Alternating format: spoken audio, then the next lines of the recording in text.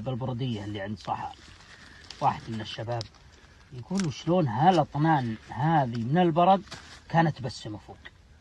وش ردك على هالسؤال اللي دايم صحيح سؤال يسأل، دايم يسأل اللي هل السحابة الاستغراب الكبير؟ هل السحابة محملة بماء؟ هل السحابة مخزن كبير ونزلت ولا وش؟ مستودع أو مصنع؟ هذه النقطة المهمة جدا. أيوة ممتاز.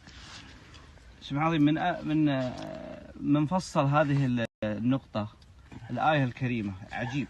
يقول الله عز وجل: ألم ترى أن الله يزجي سحابا. يزجي سحابا، الدفء برفق. أيوة. ثم شوف لاحظ ثم في اللغة التعقيب والتراخي يأخذ وقت. ثم يؤلف بينه. لاحظ التأليف، لما شخص يؤلف كتاب نقول هذا مؤلف.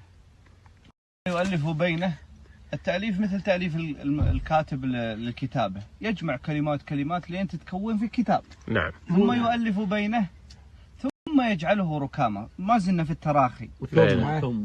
الركامي فوق بعض، وهذا وصف دقيق للقرآن أن السحاب الركامي هو المبرق المرعد اللي دائما يكون معه سيول ويكون معه برد. فيجعله ثم يجعله ركاما.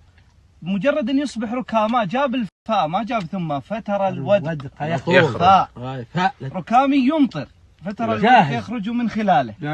لذلك التيار الصاعد الساخن يصعد إلى أعلى ثم يرتفع ثم يبدأ يتكثف على شكل قطرات. بمجرد أن تتكون القطرة تهطل.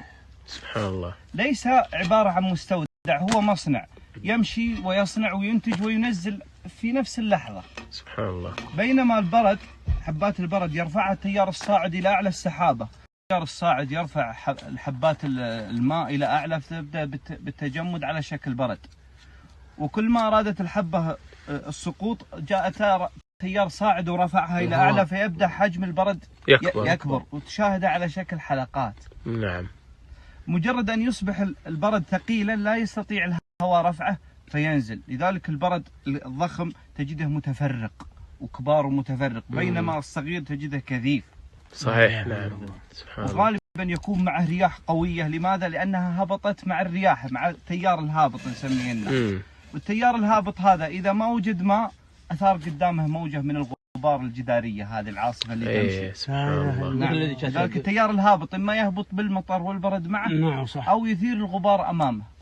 وإثارة الغبار الجداري علامة تخليب وضعف. صح. سبحان الله. لو البرق حي يعني قبل. إيه. سبحان الله. الجداريات غالبا علامة تخليب. نفس اللجال القصيم ممتاز.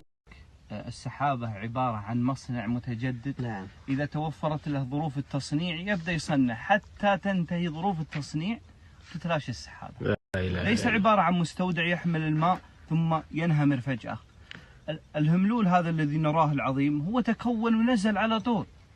سبحان الله. وتجدد مع إذا قطعت مسافة 100 كيلو معناها أن هناك في طريقها ظروف تجدد موجودة. ممتاز. من تبريد ومن رطوبة ومن رياح.